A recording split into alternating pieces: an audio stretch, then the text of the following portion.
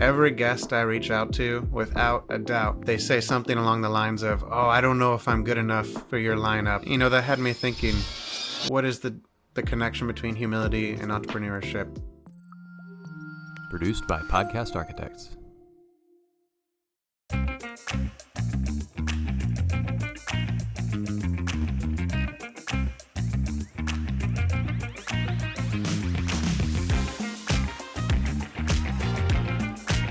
Welcome back to another episode of The Path Forward. As always, I'm your host, Dr. Rick Fernandez, where we talk education, innovation, and the merging of the two. And I'm joined by a special guest today, host of the B is for Business podcast, entrepreneur, innovator, John Jakubisin. John, thanks for joining the show. Thanks for having me, Rick. So where are you located? I just want to know how cold it is where you are, because we just went through a little cold snap here in good old Texas. I'm located in Northern Virginia, Centerville to be exact, but I'm originally from Cleveland, Ohio, so anything we're getting here is nothing to me. I'm actually missing having more snow. I'm one of those people. I don't even know I don't even know what to do with that, man. Are you one of those Browns fans that go sit in the stands, like no shirt, like just the number 10 or whatever Bernie Kosar's number was, and just having a ball? Is that you and the family right there? I'm certainly one of those Browns fans. I don't get to go to as many games as I would want, but I'm a diehard fan for sure, and it's not fun, but it's the love of the game that keeps me in. Yeah, it's been a rough patch for the Browns fan. Let's change the subject on that note. I want to rub it in. So let's talk a little bit about your podcast and really the genesis of it. Number one, why'd you start it? And number two, how'd you decide on the name? I'm always interested to learn, like, how do you name it? Yeah, so I'm young in my career. I was reading a lot of business books, business biographies, stuff like Shoe Dog by Phil Knight, all sorts of books. And I love those stories. Those are stories of, people who had this idea and they went for it. They went all in. And those stories tell from day one and then to the success where they their stock is bought and they're $10 million. But in reading those stories, you don't get the real time. You're hearing that 50, 60 years down the road. You're not knowing how they deal with problems today, technology today, challenges today. And so I wanted to give those stories, but give them real time of entrepreneurs who are building businesses, building ideas, building products today with the advancements we have today, but also the challenges we have today. And bring those stories to light, and then also have everyone learn alongside me. I mean, I'm learning from every entrepreneur that I bring on. Why not let everybody else in on the action? And then the name's fun because it's pretty down to earth.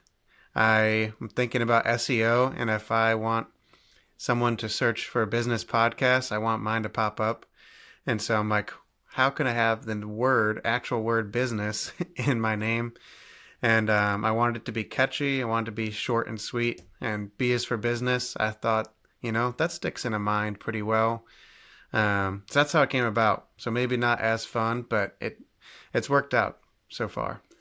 No, I mean, I like the name. It's easy to remember. The Path Forward had zero strategy, man. We were throwing stuff against the wall, and we stuck on that, and didn't even think about the SEOs or any of that, but been fairly successful. And you've just started with a few guests.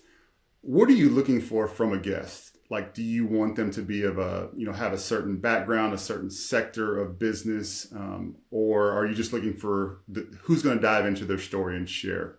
So the theme of the podcast and what I look for is entrepreneurs, founders, and inventors. So really that means people who are creating, and they don't even necessarily need to be in the business world. If they're founding a nonprofit or they're coming up with a product, those are people who are creating. They're bringing something new into the market. Those are the people I want to talk to. And really, I try to pull forward the person behind the idea, the person behind the business, rather than hear about the business itself. If they're starting a financial firm, great. That's an awesome business, but I want to hear their ups and downs. I want to hear their journey. I want to hear their passion for it. And I think that's what really inspires. Everyone can do the research on maybe, okay, what's the best financial technique? But knowing how to even get started, what's the first step? Why does someone get into that? That's the juicy part that I want to get out of people. So I want to bring it back around to education because that's my sweet spot. What did you learn, if anything, in your schooling that led you down this path to kind of be an innovator, an entrepreneur, to start a show, and to really take the steps that you needed to begin success? Oh, one part that led me down this path is that made my parents tear their hair out is I actually left high school a year early. So I never actually graduated high school. There was a college. Oh, wait, hold on. I got to hear this story. Right, So, right. so tell me, when did you have to go sit them down and tell them, like, Mom, Dad, like, this is what's happening. This is kind of the road I'm taking. Yeah, it's actually, so I'd gone to this summer college program, just kind of a precursor, see if you're interested. And during that week, they had said, oh, if you've already taken your ACT or SAT, we actually accept that before the before high school graduation. And so that had my wheels turning. It fit right within who I am. And so on the way home from that, coming back from Virginia, I said, oh, Mom and Dad, I'm thinking maybe I should apply here. And they're like, oh, great. I'm like, well, actually right now, like I want to go in a month. And they're like, don't you need to graduate high school? And I'm like, no, I already took my ACT. And luckily they know who I am, and they're pretty adventurous folks themselves. So I actually ended up getting accepted by that college just with my ACT score and going a year early. So I never graduated high school, and I think that's where the risk taking began. The entrepreneurial life started up within me. So when you're breaking this news, some mom, dad, somebody's got to say something. Like, what was the biggest freak out? Like, they got it. They just didn't say, "Oh, okay, well, that makes sense. Give me something." Yeah, there's a few things. They're like, "Are you going to be able to get a job ever?"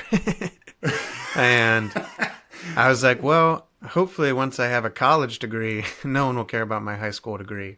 And they're like, "Well, that means you have to graduate college." I'm like, "Okay, I'll do that part. I'll graduate college for sure. I can promise you that." And then the other thing is my family all was in Boy Scouts, and I had worked my way up the ranks of that, and that was important to me, important to my family. So my mom said, if you want to go to college now, you have to get your Eagle Scout first.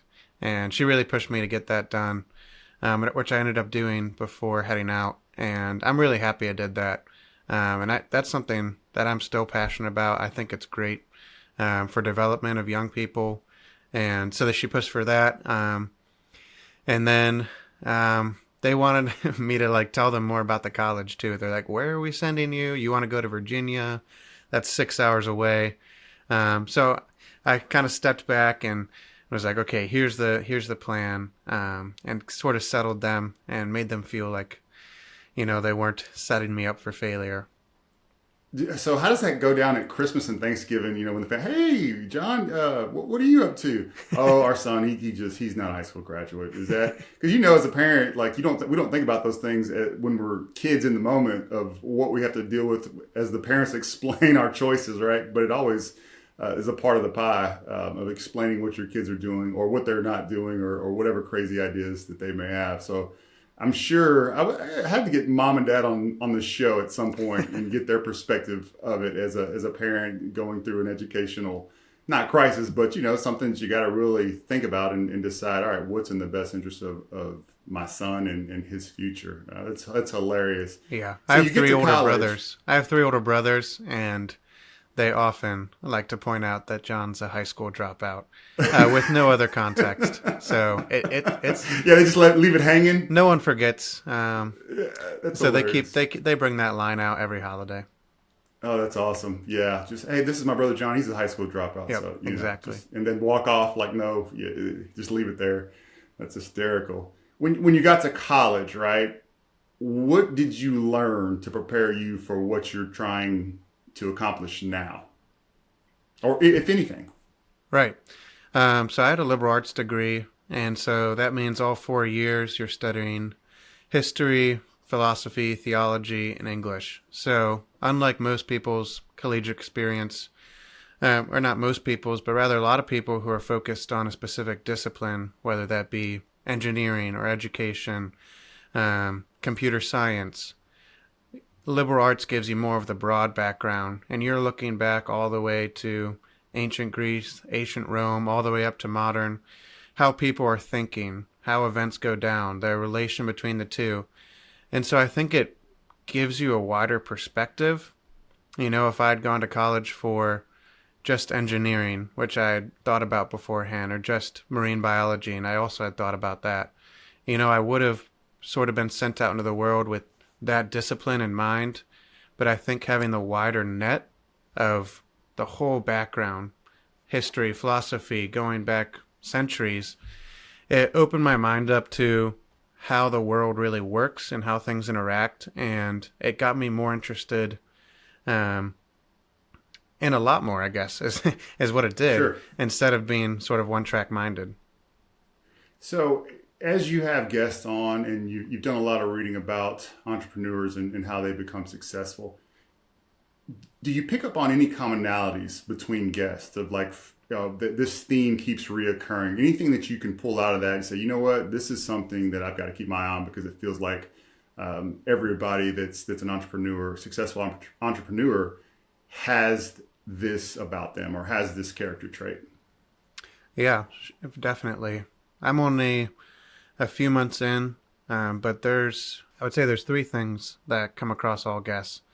The first one is humility, and every guest I reach out to, without a doubt, they say something along the lines of, "Oh, I don't know if I'm good enough for your lineup," or, you know, "I don't know if I'm the same level as your other guests." Every single one, without doubt. And so, you know, that had me thinking, what is the connection between humility and entrepreneurship? And I think that's a theme that's run strong in all the guests. And they're not doing it for the recognition or the awards. They're doing it because they're passionate about it. They're doing it for success of others, to give opportunities to others, or they think whatever they're pursuing brings a benefit to the market that's not there. So it's not really the flashy course that some people think entrepreneurship is. It's really more of a humble journey. The second thing would be their approach to risk. I think a common misnomer is that entrepreneurs are just people who jump into dangerous situations, aren't aware of risks. They just jump off a cliff and see where it takes them. And what I've seen is that entrepreneurs tend to be a higher cognition of risk than most people. They're actually aware of more risks. They're looking at it very realistically, but just their willingness to take on those risks is higher than maybe the average person. So it's not that they're unaware of that they're taking risks. It's that their toleration of them is higher. So then the third thing I see in all these entrepreneurs is they have a strong why. And I ask the same question at the end of every episode. What would your advice be for someone who has a vision for a company or product? What should their first step be? And a lot of them have given a very similar answer along the lines of find your why.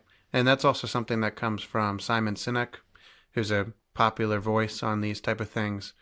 And basically why that's important is once you get to the hard part, it might be fun at first. Okay, I'm going to launch this product. I'm going to launch this company. And there's energy.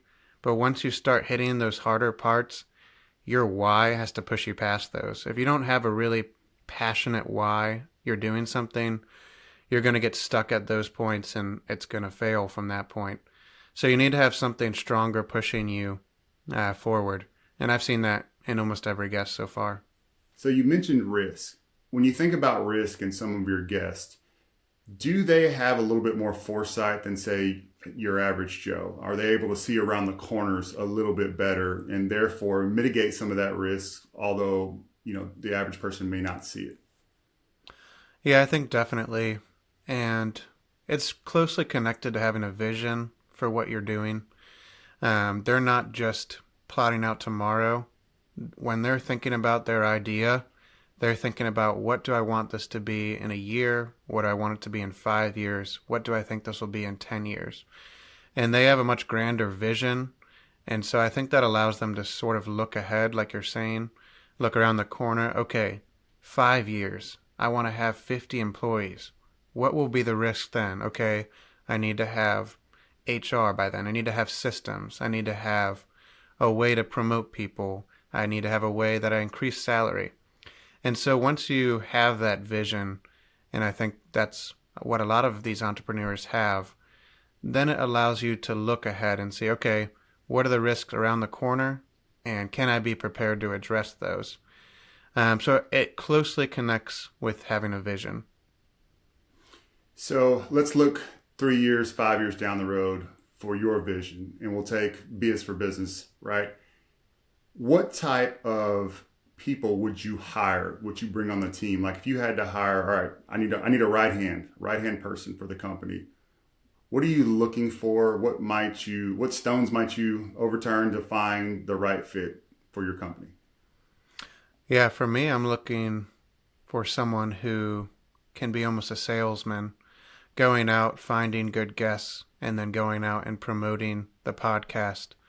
I'm seeing myself as really the person doing the interviews, doing the technical side, doing the marketing for it, but someone to promote on a wider level what the podcast is, and then also go out and get the guests, be sort of the front lines, if you will. And beyond that, I think there's people who can help me with the technical side and increase the quality. And I also see the salesperson as integrating with more revenue streams, ad systems like that. But yeah. Do you need somebody with an opposite personality and demeanor from you? I've always thought about, like, as I've either hired as a school superintendent or a principal or anything, I can't have too many people like me. Really, I probably don't need anybody like me on the team, to be honest. But always cognizant of the build out based on strengths and weaknesses and what's appropriate foils, if you will. Do you feel like that, or do you want somebody more like-minded, tempered as you? That's a good question, because it's kind of both and. I want someone who has the same passion and energy to take towards it. I don't want someone to think of it as, this is just something I have to get through each day. I want someone to want to build it alongside me. At the same time, I don't want someone exactly like me. I think I'm definitely sort of the dreamer, the one who kind of sees like the big picture, what it could be. And I need someone who brings me back down to earth and say, okay, how are we actually going to do that? Sure. And right now I think I play both parts, which you naturally have to do in a startup situation. But I talked about vision. If I'm the one sort of making the vision for what we are going forward, then I need someone to be the execution. And that's actually something I've been studying, and you can see it in a lot of successful businesses. There tends to be the person who has the vision and the big picture and the dream, and then there's the engineer, the person actually, okay, you have the idea, Steve Jobs, for the iPhone, then we need someone to actually build whatever that is. And I feel bad because I'm forgetting his name right now. But Steve Jobs had a tandem person who, Steve Jobs had the vision for the iPhone, then there's someone who actually has to figure out how to build that. So you start to see those tandems in a lot of successful businesses. So I could see myself needing someone like that down the road. You bring up a good point about what it takes to be successful. Rarely do you find somebody in leadership that can do both, right? Meaning the grand idea, the vision, seeing how the dots connect to complete this journey, and someone that can execute as well. That usually doesn't exist. I've only found a couple of people in my years in either education or now on the private side that I thought like that's a rare person and a rare gift, someone that can do both. And it is, it is, even if you thought about all of your great American companies, who would you say is a vision caster and then can execute as well? And I don't know anybody off the top of my head. I would say Elon Musk, just because he can do both. He has the vision and he engineers. He works hands on. Love him or hate him, I think he's one I point to. Like that's a rare gift, to be able to do both of those. So I totally agree. Trying to find a good mix and good balance is critical to success. Yeah, he's an interesting one because, like you said, he does seem to do both. He's very much a visionary, as well as he's literally an engineer and can code and get his hands dirty. I think part of the way he does that is being really open. I mean, if you see people will give him ideas on the street, they're like, oh, you should do this. And he's like, okay, yeah, we can do that. He's very receptive to ideas. So I think he can sort of set down having to be the visionary when he's open to people giving him a vision and ideas and executing on those. And I think if we go back to humility, he is a person who has a receptiveness to ideas. And I think that's a good trait. 100% agree.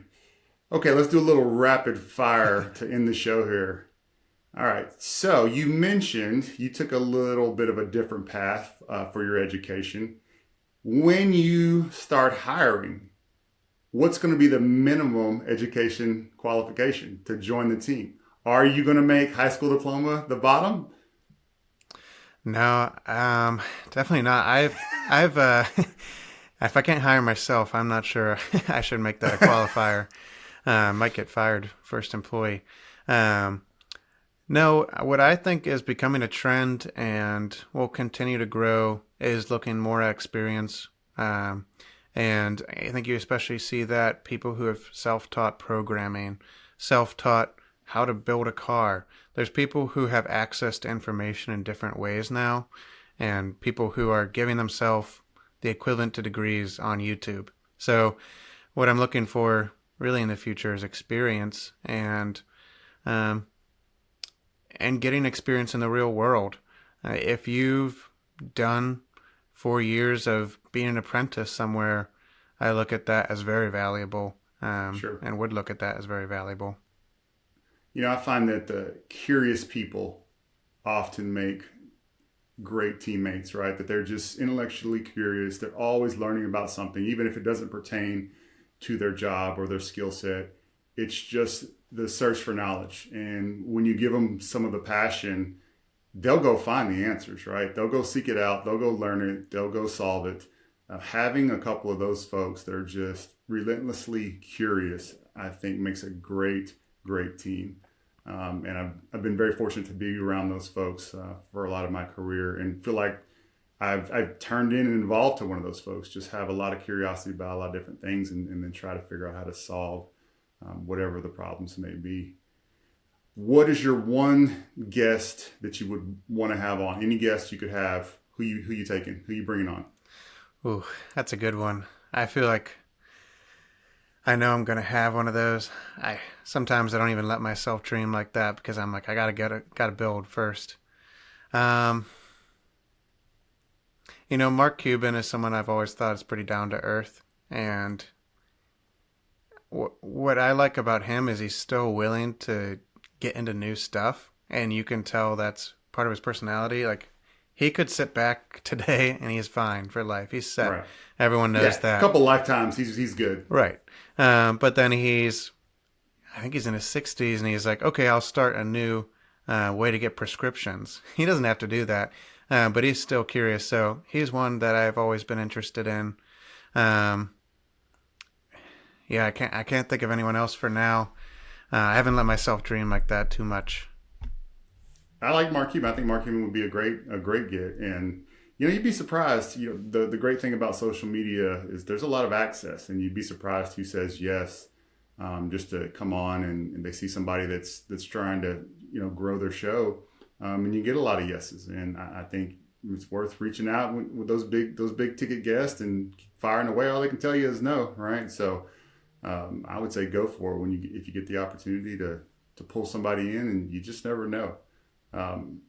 Well, John, I want to say thank you. I know we've been on for longer than I wanted to be and to take up more of your time, but I really appreciate you joining, sharing about your show, the genesis of it, the type of guest you're looking for, and your why, because that really came through as we're talking. So, John, before I let you go, shout out your socials. So if people want to join the podcast or listen or see what you got going on, that they can find you easy.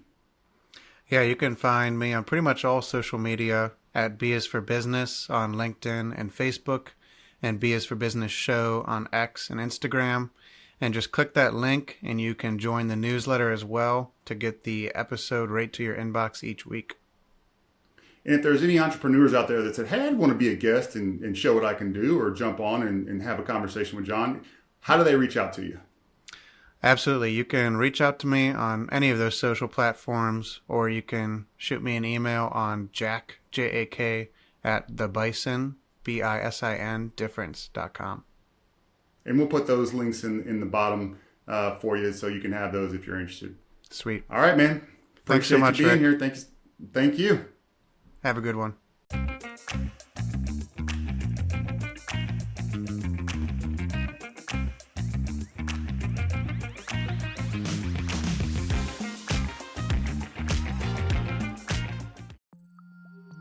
Produced by Podcast Architects.